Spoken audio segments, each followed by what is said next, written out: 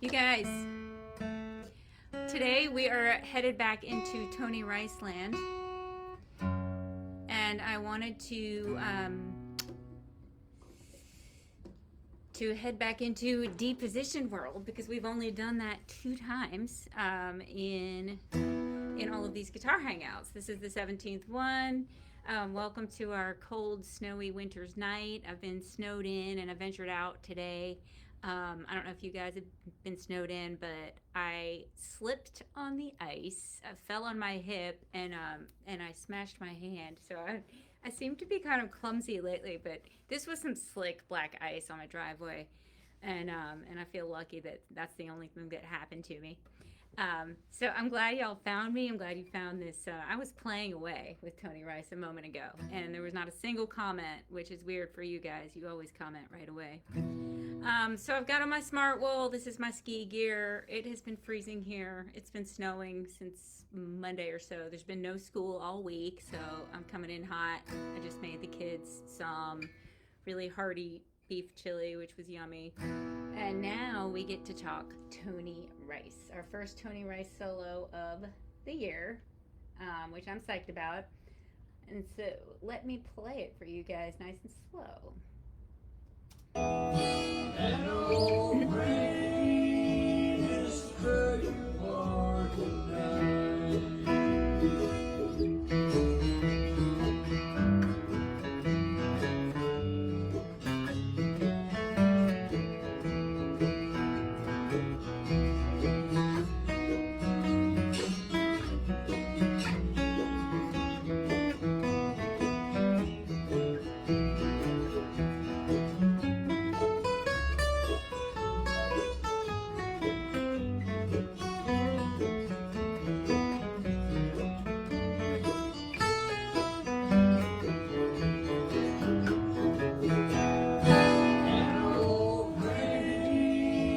So fun. So I slowed that one way down. I wanted to make sure y'all didn't think that that was intimidating, because it is. It's a really chock full solo. He fits a lot of ideas in those few measures of soloing, and it's just gorgeous. It's gorgeous. It's creative. It's weird. It's fun, and I just love it. I'm so glad we get to do it tonight together. You've probably heard I Wonder Where You Are Tonight. It's an old song written by Johnny Bond. It was first came out in 1941, and everybody's covered it from Dolly Parton to, of course, Tony Rice did it. Hank Williams, I believe, did it. And it's an old standard in country and classic country and in bluegrass. So Tony recorded this one on his Tony Rice Plays and Sings Bluegrass, and we're not necessarily going to learn the melody. This is not, just like a lot of our other Tony Rice solos, it's not a melody-based solo. It's just his flowing ideas. So we will go through the chords and then talk deposition. We're going to put a capo on 2. I want you guys to play the chords along with me so you know what this solo is over. The harmony, the chords, it's over. And the chords we're going to be playing are D, G, and A. The 1 is the D, the 4 chord is the G, and the 5 chord is the A. So I'll call them out, and you guys play them with me. Here comes a D chord. 1 chord, a D chord. Here we go. 1, another D. To a 4 chord, a G, and then a 5 chord, an A, back to the 1, D, D, second half, D, D, to the 4, the G, G, to the A, back to the D, D7, because so who knows why there's a D7 at the end there. That's if you get your comment to me quickly enough. Looks like I need to lower the camera, says Danny Smith. So the reason that he does a D7 chord there is because the chorus heads into the 4 chord. And this is something we talked about last week and we talk about a lot. It's musician 101. If we're headed to the 4 chord, we often let people know by playing that dominant 7 1 chord. That dominant 1 chord with the flat 7. It leads our ear back to that 4 because it would be the 5 if G were the 1. But that's just a little trick we use to let people know that we're headed to the 4 chord. And it pulls the ear and then resolves. It feels like it resolves to that 4 chord. So, next up, we are going to talk D position for a moment. My main goal for you guys, besides walking away from this lesson with some solo ideas, is getting comfortable in keys. And we've gotten comfortable in C and G quite a bit. D, we've only done 2 solos so far. We did Bitter Green. That was just a short little intro. And then we did some drop D this summer with Go My Way. This is in the key of E, capo 2, D position, so D chords. With Go My Way, we walk through the solo. I'm happy to do that again. We've got a D, open D 4th string, and then E, F sharp. Of course, I'm saying this as if the capo were the nut. This is just viewing it as a guitar player's, thinking in D. Open 4th string, what would be an E, F sharp, G, A, B, C sharp, D. So that's the scale.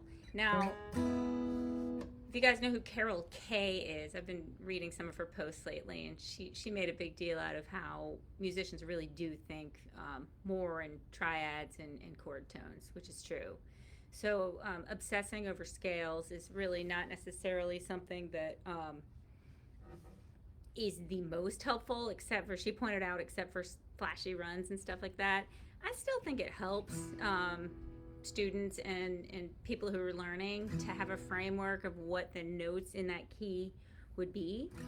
So maybe not obsessing necessarily over like memorizing the scale, but I still teach people and they can do patterns on it like every other. Stuff like that, or just to kind of get flexible in that key, get comfortable with key of D. So, but the main thing we want to look at is the triads in D, and this is probably the most important one for this position here. For D major, I often just stay here in the 2nd position, which means my first finger is hovering over the 1st fret. And then I view this triad here. It's the 3rd is on the bottom. So I'm seeing this shape while I'm in D most of the time when I'm in this position. I've got my 3rd finger on my 4th string, 4th fret.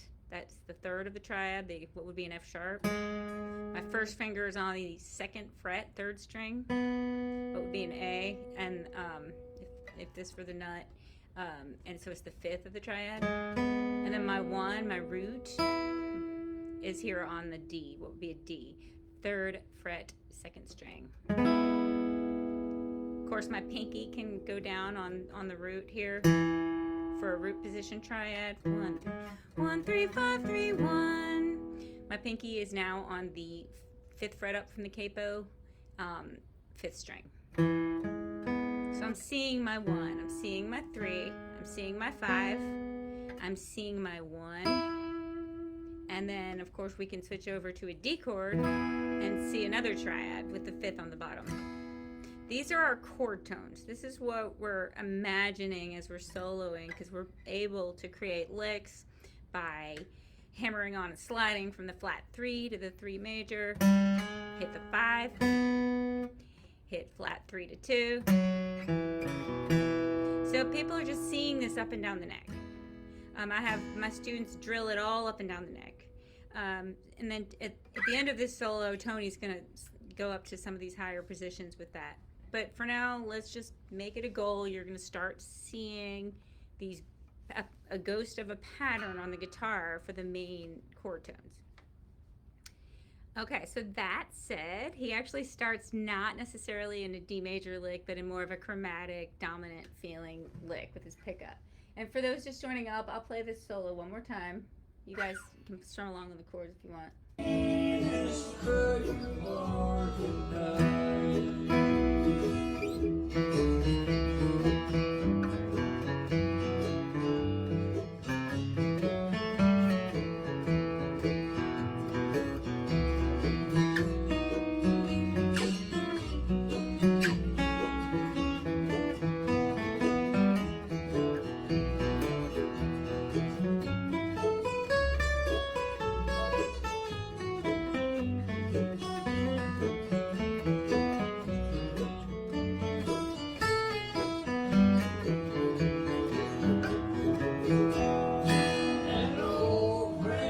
Fun. So let's listen to that pickup.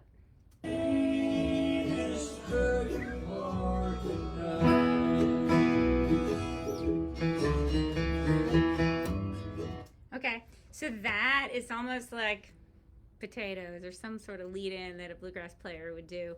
And it's really fun. It's chromatic leading up to that one, that tonic. When it's the scale, it's tonic. When it's in a chord, it's called the root, the one. So we are going to grab an upstroke on our open D, our open fourth string. And then we're going to do a downstroke on what would be a C, third fret up from the capo, fifth string, and first finger. So we're hovering in third position here for this first lick. The goal of this first lick is to lead our ear to that one. And he does it in such a cool way. So up on that D, open fourth string, down on that C with the first finger. And I'm saying down, by the way, with my right hand. I've done 17. This is my 17th one, so I forget that some of you might just be joining up for your first time, and welcome. Glad you're here. We are speaking in down up language. 1 and 2 and 3 and 4 and 1. And if we're not going to play a note, we're still going to do an up and down mini motion with our right hand. So I keep that moving like a metronome. Some of you strum. This is a popular strum even with like rock and folk. And you guys keep your hand moving when you do that. I know this from teaching quite a bit. People who don't get the down up motion can do this all day. So I'm like, just do that with one string. And then you kind of get the feel for it. So, like I said, we're going to do an up with our right hand on the open D, down on the third fret, fifth string with the first finger, and then up on that C sharp, that fourth fret up from the capo, fifth string, and then down on the open fourth string, and then up on that C sharp again, that fourth fret, fifth string, and then down on that actually closed one this time, D, fifth fret, up from the capo, fifth string, and then an up on our open D. So 1 and 2 and 3 and 4 and 1 and 2 and 2 and 3 and 4 and it's a little confusing with the closed D and the open D, but the way I just let it through is how he does it. And the reason I know that is I can hear it ringing when he starts in with his next lick. So there's our pickup phrase. And pickup just means the notes that happen before the downbeat of the form of this solo. So now we're technically at beat 1 of the form, and we're gonna head into kind of a D dominant-ish lick leading us to that 4 chord. Simple. So kind of nice and simple for a beginning of a Tony Rice solo. It's getting us, he's warming us up for the craziness that's about to ensue. So just enjoy this part. He actually starts on the 1 with a simple flat 3 to 3 And then so da da da da da. If you can think with your ear that this is a D run, right? You guys play G runs all day. This is a D run. It's walking us up from that flat 3 to 3, down on the A, up on the 6, the B, and then down on that D. So that's the theory behind it. The reason to hear that theory and talk about it and see it is for the ear training purposes. So we'll get more into that later, but this flat 3, this F, this would be an F. Again, we're speaking as if we're in D. First fret, 6th string, with a down in our right hand. 1, and so I'm just going to move my first finger up to that, what would be an F sharp. I'm not going to slide it. I hear him picking this. So down on the first fret, 6th string, up the stroke in our right hand on the 2nd fret, 6th string, down on that open A, that open 5th string, up on that, what would be a B, 2nd fret, 5th string, and then down on that open 4th string. Okay? Da, da, da, da, da. Simple. Hear it. Sing it. Do, do, do, do, do. Don't just memorize it, because you can use this. That could be a bass run. Okay? Da, da, da, da, da. Straight into a dominant, leading our ear to a G chord, to a 4 chord. Da, da, da. See, he's leading us to that C, which is the flat 7 of this, of the D. So if it annoys you that C natural is not in the key of D major, just remember what we talked about at the beginning of this lesson. People flat the 7 as they are leading to a 4 chord often, and that's where Tony's brain is. He's always ahead of the game, I've noticed, with chord changes. He's thinking, oh, okay, well, G's next, so I'm going to lead him there. So he's going up on the A, the 5th string, and then down on that 6th, that B, 2nd fret, 5th string, and then a nice up on our 3rd fret, 5th string, our C, what would be a C natural, and then just hangs out there. Gives us a teeny little bit of a break. And there aren't very many breaks in this song, time-wise, so it's kind of a nice little relaxing period of 2 beats of just chilling out. That whole phrase again is,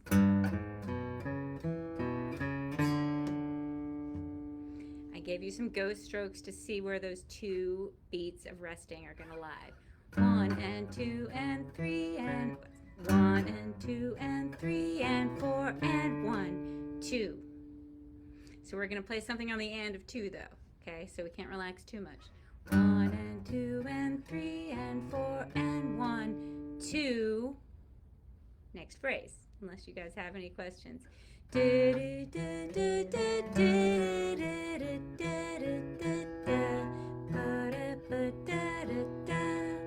That is the next bit. And again, this is so much fun when you get into it with Tony. He's already playing G stuff during the 1 chord.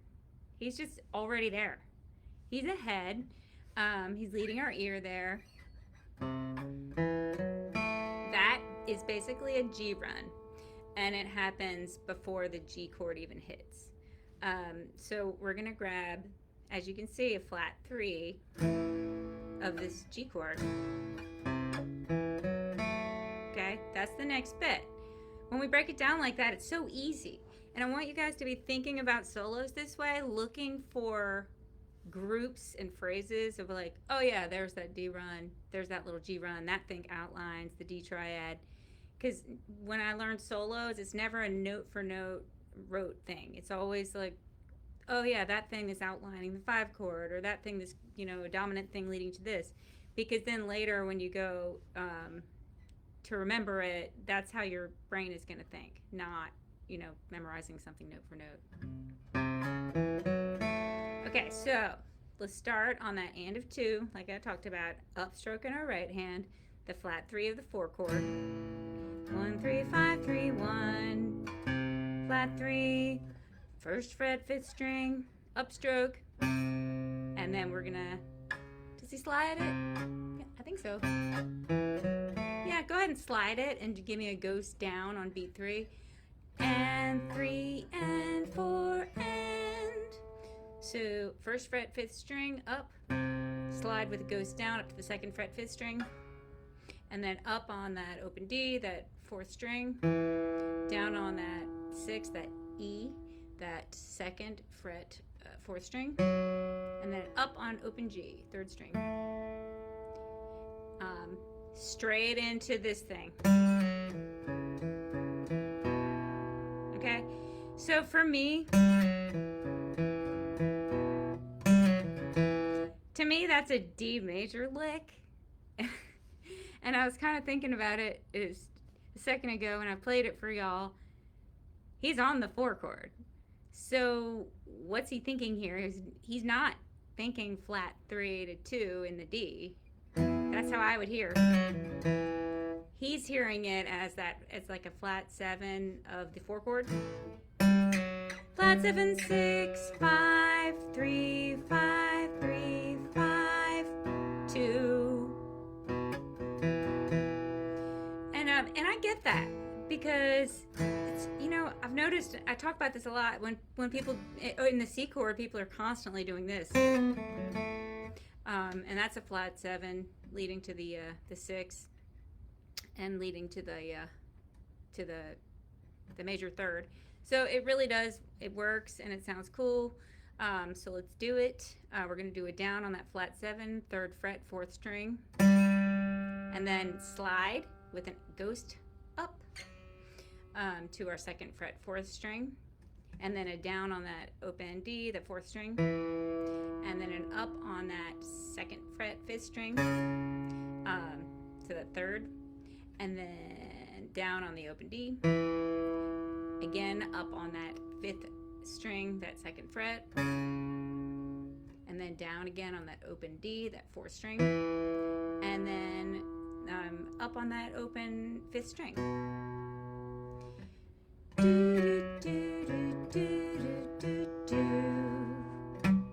So that whole little bit.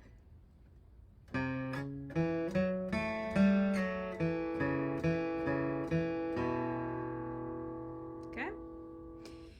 So far we've got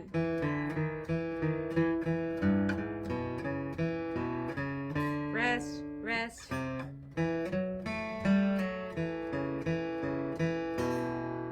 Okay. You guys have any questions? Everybody happy right now?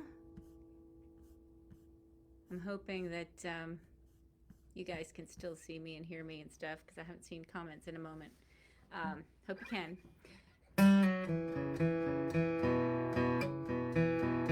Okay, so our next bit is going to be, as I just played, up, down, up, down, up, down. So up on the 5th string, down on the 5th string, 2nd fret, up on the 5th string, down on the 4th string, and then up on the open 5th string, and then down on the open 4th string.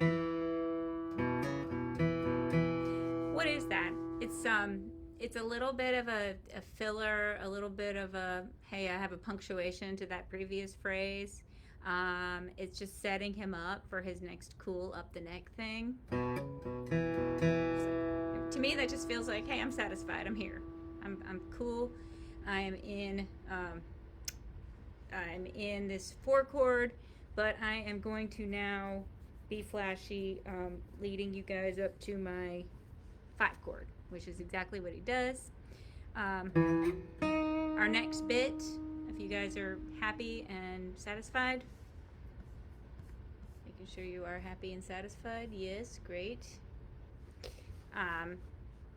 Let's get ready for this because we're going to go up the neck now to, I want you guys to visualize, okay? No note for note thinking. We are looking at patterns. We are looking at positions. Check this out. My 5 chord, my 4 chord, my 5 chord, my 1 chord. So visualize I'm taught you this triad many, many times in the previous Hangouts. Between the 5th and 7th frets, that 1, 3, 5, 3, 1. Here's your 5 chord. What would be an A triad? If this were the nut. Between the 5th and the 7th frets up from the capo. My 3rd finger is on the 7th fret 4th string. My 2nd finger is on the 6th fret, 6th fret up from the capo, and then my 1st finger is on the 2nd string, the 5th fret up from the capo. 1, 3, 5, 3, 1. This is where you guys need to be thinking when you're up the neck and the 5 chord hits, or an A chord hits for that matter. You need to be seeing this 1, 3, 5. Now I'm going to invert it. I'm going to take my 1st finger, which is playing a 5th. I'm not going to take the finger, I'm going to take that chord tone and do it down here.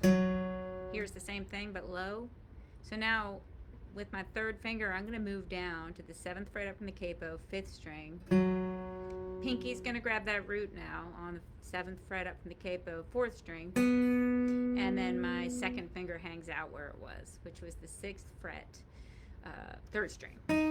So now do you hear this? I have a 5, 1, 3.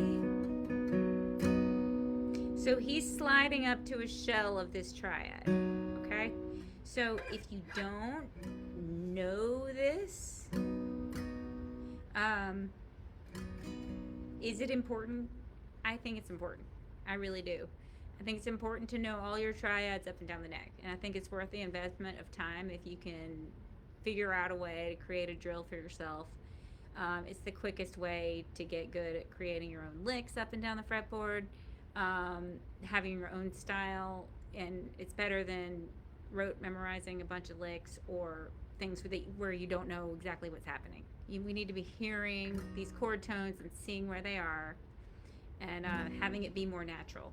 Because the minute I heard this solo and heard this lick, I heard it was over a 5 chord and went up to this spot and was able to quickly grab this lick, simply because I already knew the triad, if that makes sense.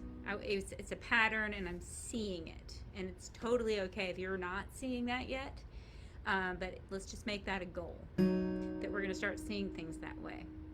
We're going to slide up from the 5th fret with our 3rd finger, 5th fret up from the capo, 5th string with an up, and it goes down as we slide up to the 7th fret up from the capo, and then we're going to grab that 3rd of the 5 chord, what would be a C sharp. Do-do-do. Up, ghost, up. Okay?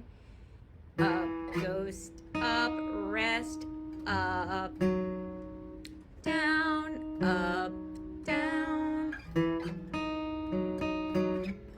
Oh, okay, sorry. Up, ghost, up, rest, up, down, up, slide 2 frets up to the 9th fret. That's going to be our next thing. So in this position, this is what you're doing. Up, ghost, up, ghost down, up, down, up. Okay. Next up, we're sliding up. We're sliding up 2 frets for that bottom one, the one on the 5th string. Okay. So what is this? One could say it's an inversion of the like what looks like a B minor, like the 6th chord. Really, since it's the shell, it's really a suspension. That's what my ear hears, because I had my 5 here, and here's my 6. And then this was my 3 of the 5 chord. And then a half step up would be the suspended 4th of that 5 chord. So what is this whole lick here? Check out this whole phrase goes like this.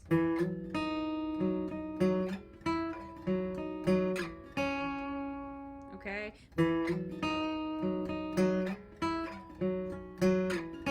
One more time.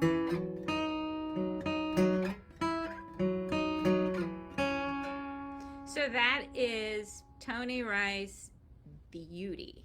I just love it. My ear hears it almost like a slinky. It's like I'm gonna hit that 5 chord dead on, and then I'm gonna stretch it out with some suspension here, back in shape, and then I'm gonna squish it down and squeeze it down to the shell, in my mind, of a dominant 7 of the 5 chord. Because like he often does that. He'll hit that full on dominant 7. The flat 7 of the 5 chord, and he's hitting the shell of that G chord. It's just a beautiful motion, and I love it so much. The only tricky part is getting those down ups in the right place so that you're sliding and you're staying on the beat with exactly what he's doing. So we've got our little slinky lick. We haven't talked about exactly what the notes and placement are for when we go up to this sus here, so let's go back to that. And the reason I do audio tab for those who have never joined me before is because some people don't know their note names, and since I didn't tab this out or give you any notation because we're working on ear training and learning solos this way, I just think it'll help you guys if you go back and listen on YouTube later, if you are deciding to really dig in and learn this note for note. So again,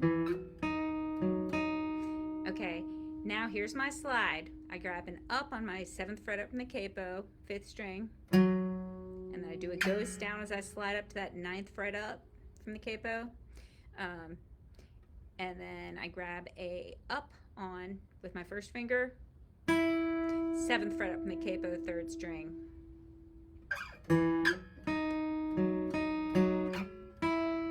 Okay, and after that I've got a ghost down.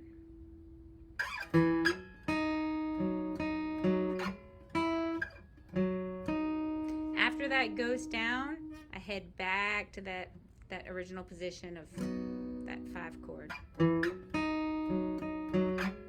Ghost up on the 7th fret, 5th string, down on that 6th fret, 3rd string, up on that 7th fret, 5th string, slide down, ghost down as I slide to my 5th fret up in the capo, and then with my 2nd finger, it's gonna feel the same as this one up here.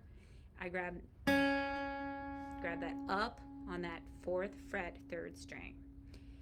What would be a B if this were the nut?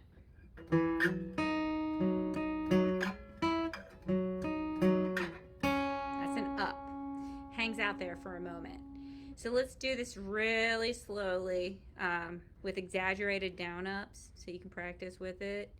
2, 3, 4.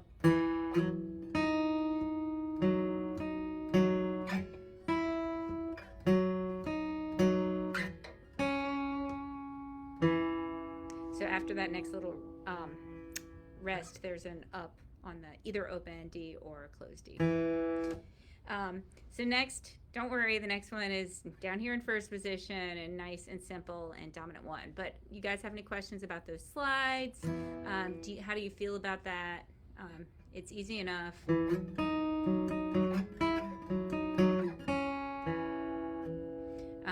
So maybe after that, we'll just do an up on the open D. I told you you can do it. You can do it closed if you'd like.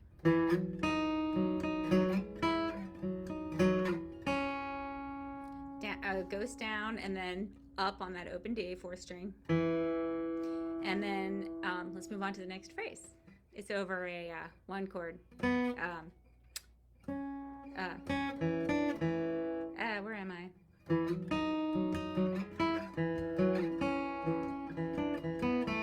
Okay, there's.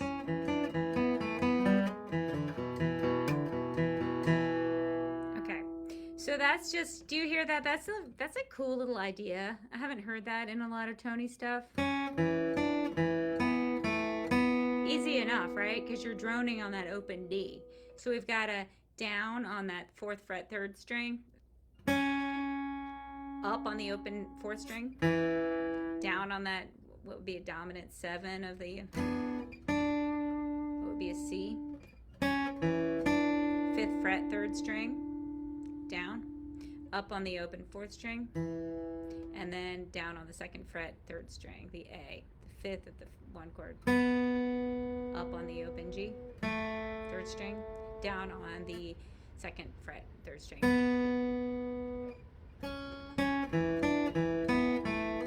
and then immediately grabbing up on the flat 3 of the D chord, the F natural, the 3rd fret, 4th string, with an up. Then I do it goes down as I slide up to the F sharp, and then I do an up on my open 4th string.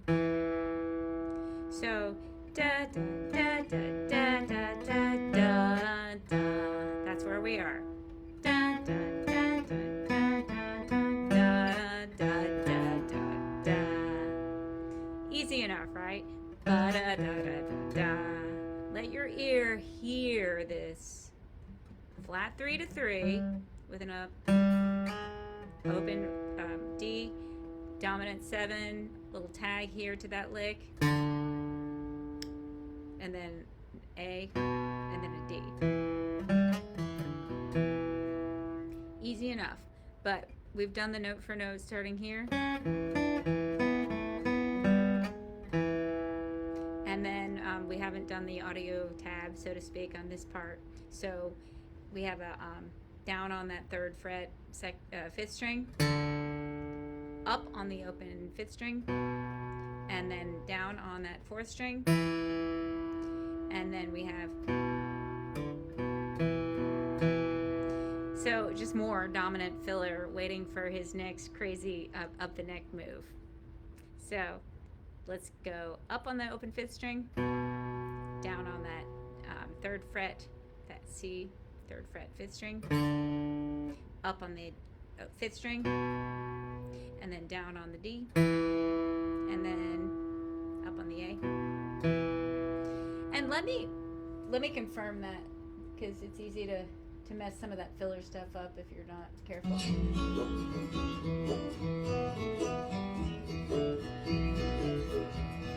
Yeah. So did you hear it?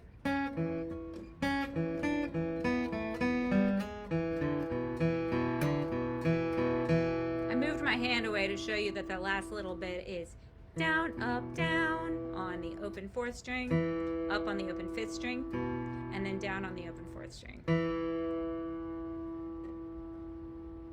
Glenn says it sounds off key slow when played to tempo. Sounds good. Interesting. Sounds off key. What do you mean, my tuning or the actual note choice? Write me back and let me know if what you mean on that.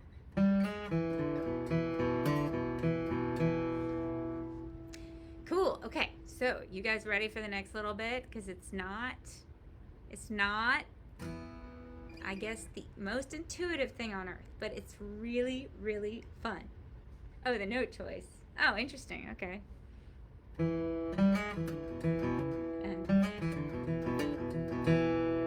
I just think you're hearing that blues affectation of that dominant 1 chord, maybe. So I don't know. But now we're going into a major vibe, and the next little bit.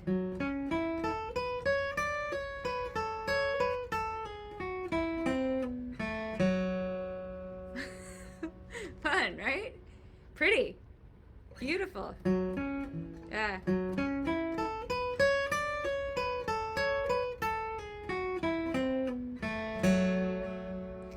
So, what is this?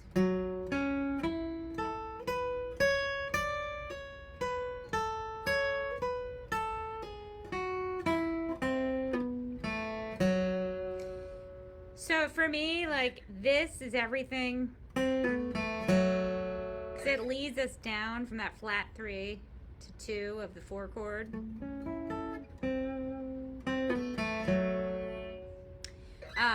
And I feel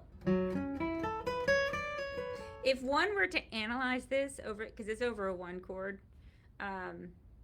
and if you were to sit around and analyze it, it's a bunch of extensions over the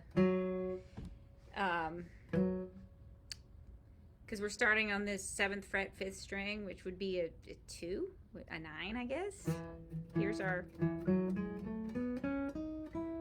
D scale. So a 9, da, da. So the next thing is a B, which is like 13th if we're talking extensions. There's our 1, our D, and then our G, our 11 if he's really in 1, 11, and then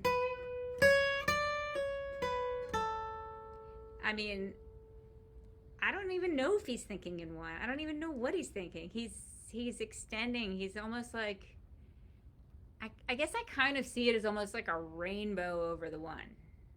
That's the only way I can really hear this. If I overanalyze it, it's not, I guess it takes some of the magic away for me.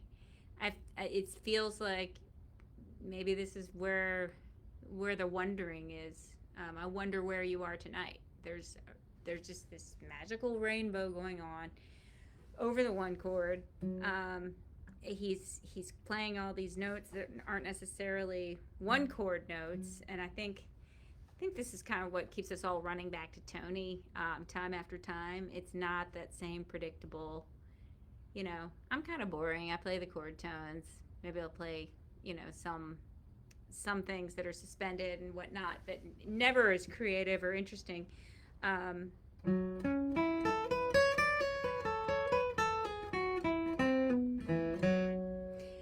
So let's go through it note for note. We are going to, with our first finger hovering over the 7th fret up from the capo on the 5th string, we're going to do an upstroke in the right hand. And then our 3rd finger is going to hit the 9th fret up from the capo on the 4th string.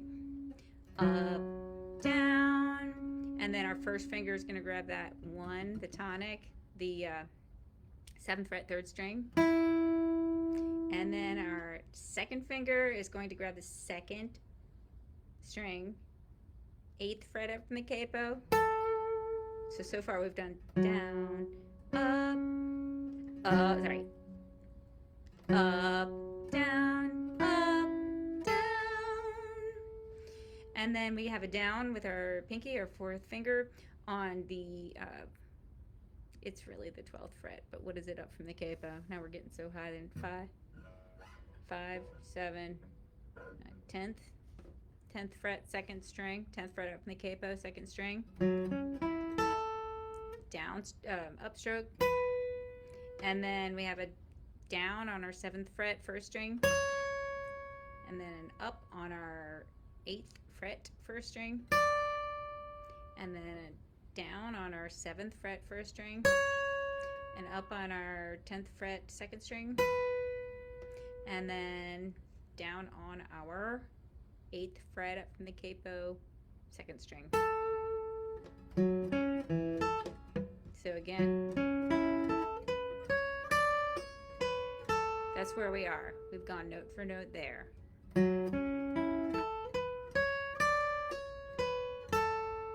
Just get that under your fingers. That top part feels easy, like it's in the it's in the scale. It's just melodic sounding. Okay, so once you've gotten that, move on to this part. Sorry, I missed this. So,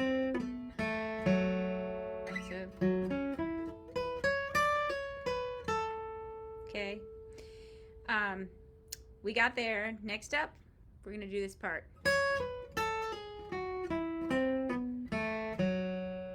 Okay.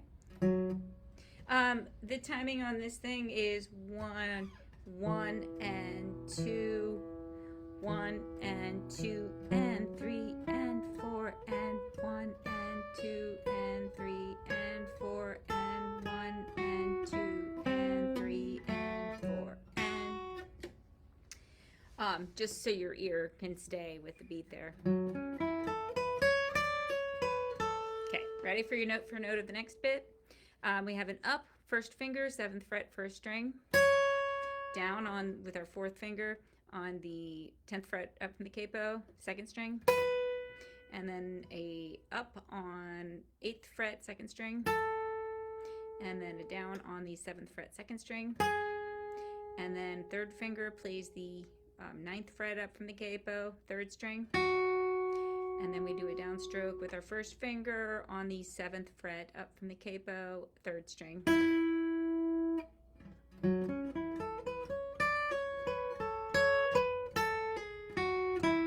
Okay, that's where we are. Next up, upstroke right hand, 2nd finger plays the 8th fret up from the capo, 4th string, and then I do a ghost down as I pull off from my 2nd finger to my 1st finger to the 7th fret, 4th string. So this is probably the most important lick of this whole thing, because it helps you have some language for getting up from this position down to open. So like I said, up on the 8th fret, 4th string, ghost down as I pull off, and then I do a ghost down with my right hand, 7th fret, 4th string, and then I do an up on the open 3rd string. That's going to be my floaty note that's going to hang out as I move my hand all the way down to the 2nd fret up from the capo, 4th string. And then immediately with an upstroke, this is going to take some control, because you're going to have to skip strings to grab this. Pinky grabs that 5th fret up from the capo, 2nd string, an octave. And then the lick is classic. Love it. It looks like an E minor blues lick.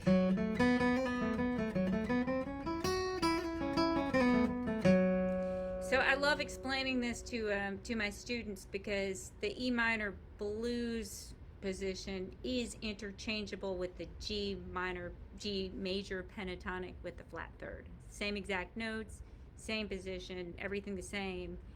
And that was a Tony classic, just to have your pinky here on the root of the G. And by the way, we're thinking in G now. I didn't notify you. We're thinking in 4-chord mode now.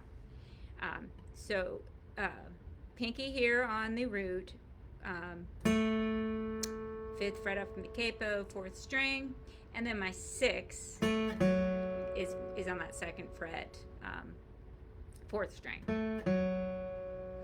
And then my flat 3 is that flat, that B flat here. And you guys know how much I harp on this when we do G position stuff, is flat 3 to 2. That flat 3 to 2, B flat A, G. So that's why he's doing this over the 4-chord. What looks like an E minor lick with a blue note. It's not. He's thinking in G major pentatonic with the flat 3. I hope I explained that well enough. And by the way, if you do not absorb that thought on the first time, I just would like to inform you that I've probably explained that, I don't know, maybe 25 times to some students who still are kind of like, wait, what? I'm not sure I understand what you're saying. So it might not be today that sinks in. These kind of discoveries are just things that I might say.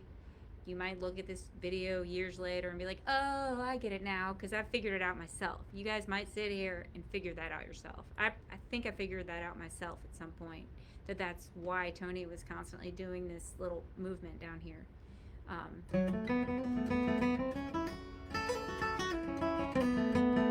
See, he's resolving on that G there. Okay, so let's go note for note on that G lick that I just went off on a tangent. We went down on that E, that sixth of the 4 chord, and then grab with an octave up, the 5th fret up in the capo, 2nd string, and then we're thinking in 4 chord, so that's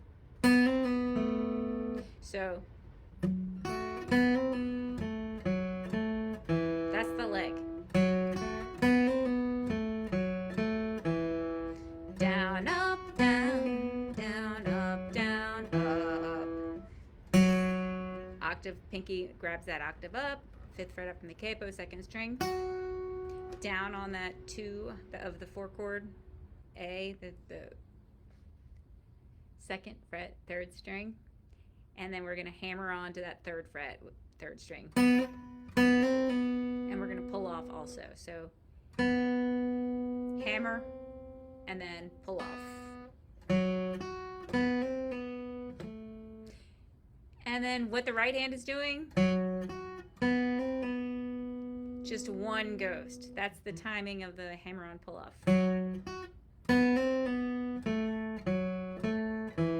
Triplet. And then we grab it down with our 5th fret, 4th string, with the pinky.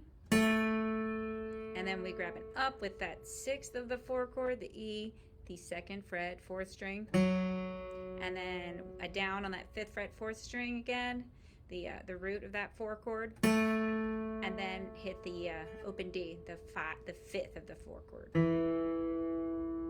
Okay, so that whole time you're thinking in 4, thinking in G. Perfect example of why Tony would bother to do pentatonic licks, right? Because pentatonic means they're interchangeable, whether it's the 1 or the 4 or the 5 or whatever. They're just the chord tones, just like Carol Kay was pointing out in her posts. People are thinking in chord tones. Okay, all right. So we've got 2 chords left on this solo. You guys have been awesome and patient.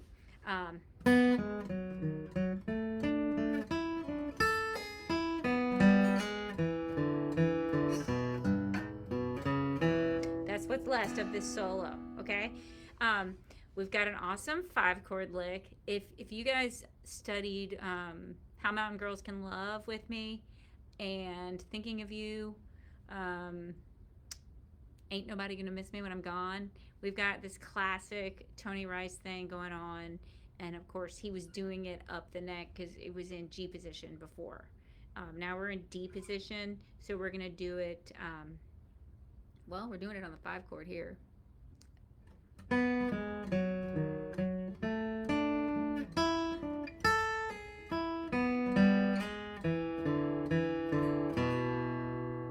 Okay, so what are we seeing? First of all, let's look at the 5 chord tones. We have 1, our root, pinky hits the 5th fret, 6th string. There's our 3rd, what would be a C sharp, 4th fret, 5th string. The 5th, which is our 4th string, our 2nd fret, 4th string.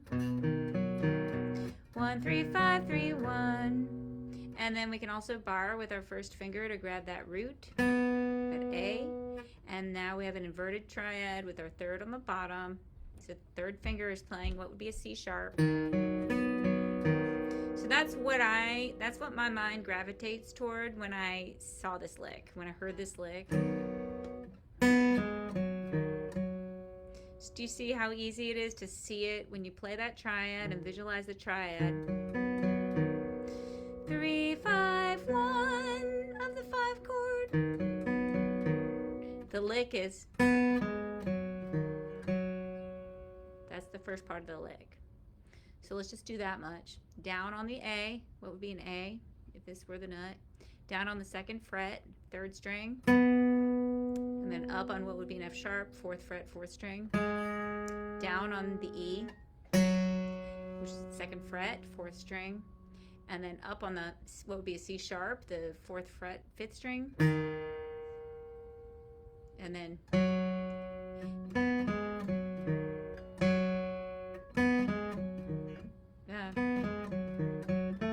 yeah, that's what we're doing. Down on the 2nd fret, 4th string. Okay, so here's where it gets a little bit weirder, I guess, we're going to pop in a G7, a dominant 7 of the 5 chord, which is what? What's a whole step down from A? G. G natural is the flat 7 of the 5 chord. So that explains this next move right here. Pinky grabs that dominant 7 here on the 5th fret, 4th string. Pinky grabs 5th fret, 4th string. Now to make things a little bit more complicated, we're going to bar it, because our next move is that famous lick he did at the end of those other solos I mentioned. Okay. I guess he just wanted to pop that in. It's a flat 3 of the flat 3 of the 5, because it's a C.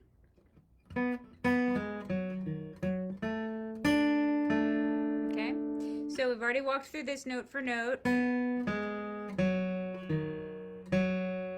Like I said, down with my pinky on the 5th fret, 4th string. And then I'm going to bar with my pinky on the 5th fret, grab that C with a down, and then grab an up on that 4th string, 5th fret again. Okay, all of that is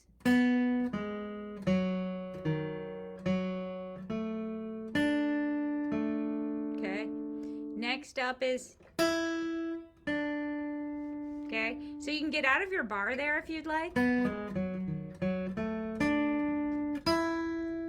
We're gonna put my second finger on the D, the 3rd fret, 2nd string, and my pinky's gonna grab that 5th fret, 3rd string. Da, da.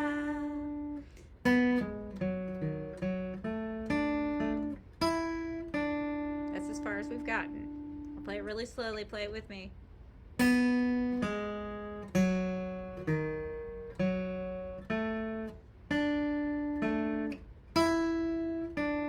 Okay. Next up, we're gonna play a. So what is this? Just kind of sounds like a suspended 1 chord, really.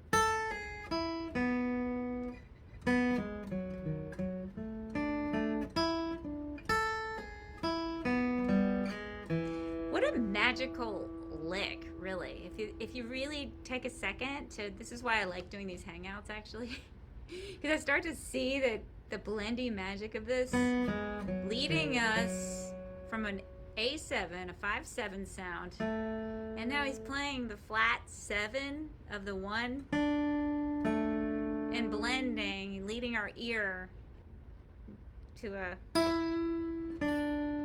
1/7, but let me throw in the sus here, and then do a beautiful little run down the arpeggio. 4 3 1 5 flat 3 3 1. Cool. I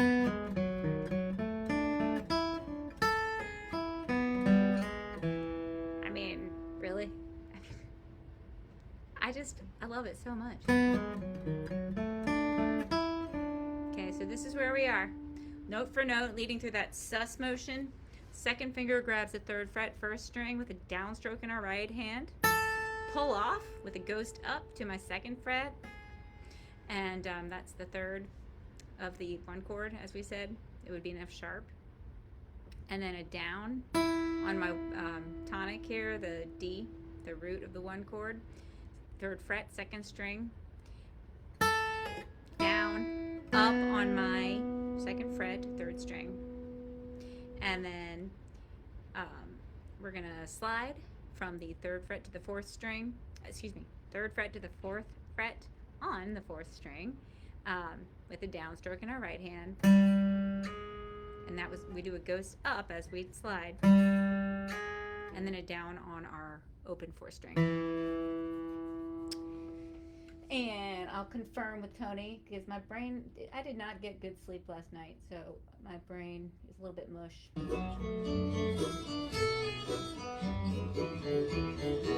Yeah,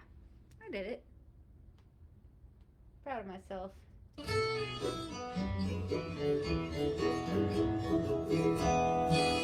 So we've got easy stuff left. You guys have made it this far. Proud of y'all.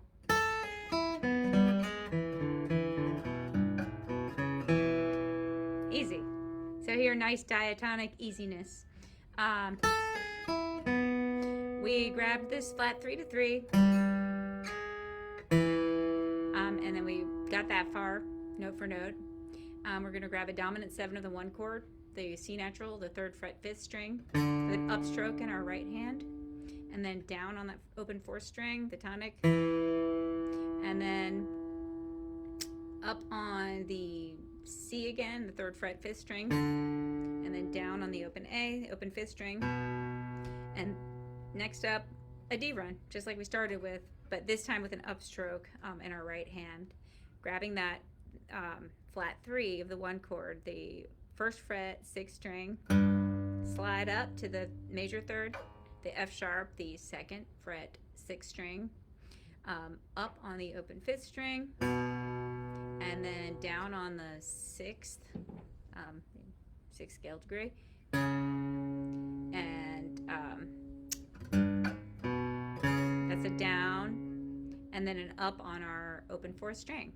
Let me just make sure I got my down ups right.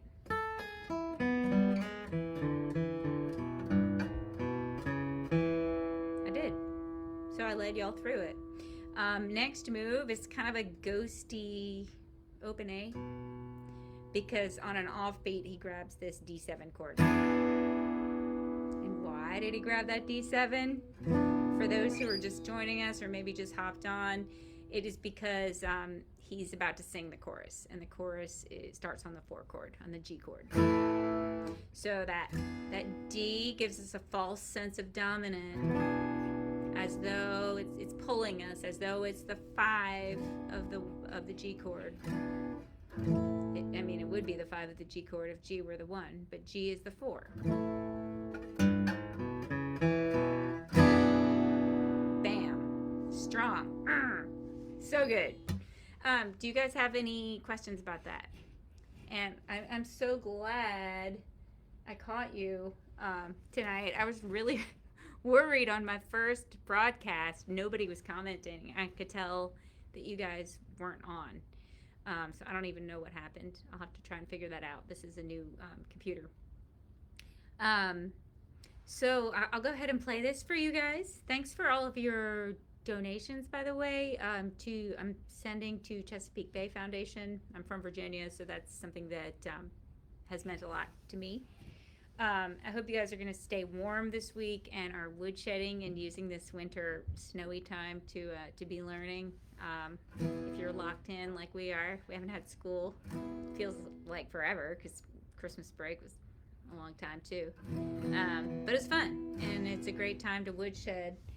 And I'll definitely be back next Wednesday. I haven't decided what I'm going to do. Might do another Doc Watson solo. And I've been dying to get some more Norman Blake and Clarence White for y'all. And by the way, thanks for your requests. I have been looking at those and might add some of those to this season. So let's get this played for you guys so you can play along. I'm going to do a really slow one for those who don't have a slowdowner, and then I'll just keep speeding it up from there.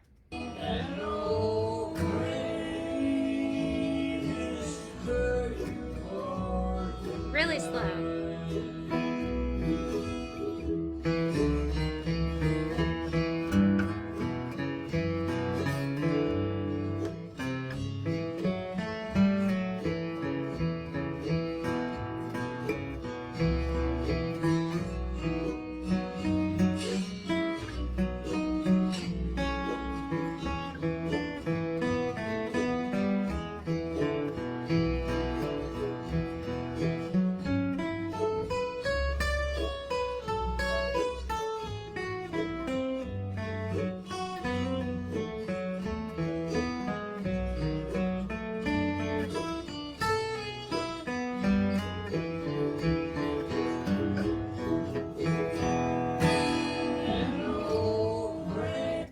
Harder to play it That slow? You know what I mean? Bump it up.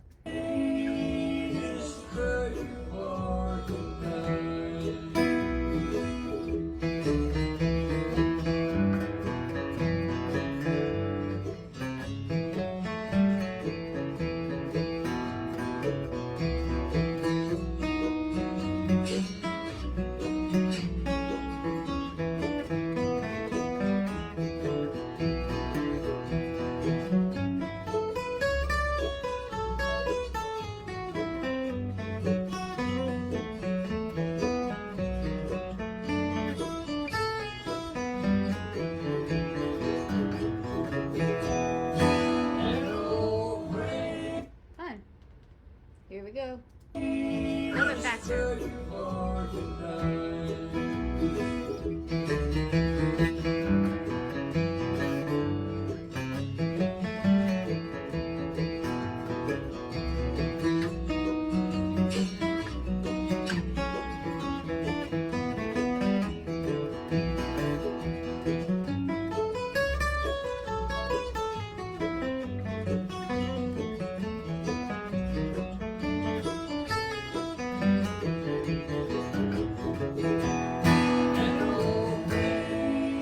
Speed it up some more.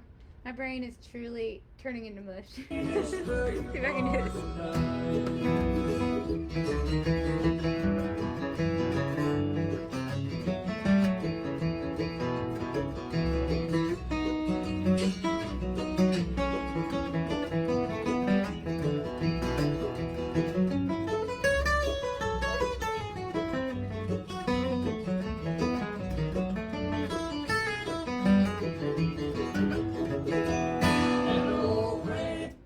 All right, faster yet. Let's do it.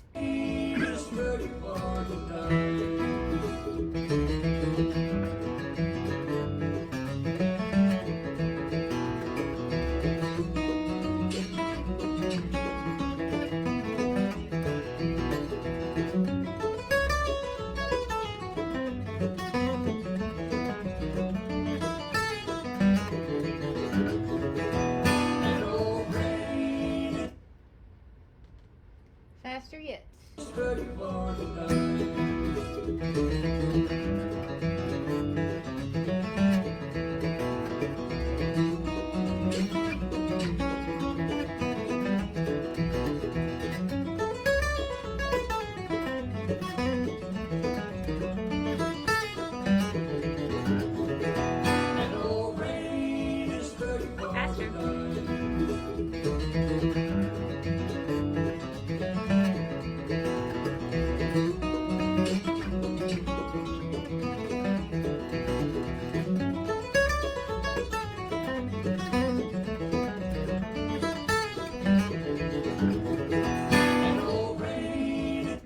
Right? So, oh hey Jamie. So fun. Love you guys. This has been the best. I love making discoveries about these solos, and I love having to log on Wednesday and think about nothing but Tony Rice or Doc Watson or whatever for an hour. Means a lot to me. You guys mean a lot to me. Thank you so much for being here. I look forward to it every week, and I'm looking forward to seeing y'all next week. So thanks again for your donations, and bye for now.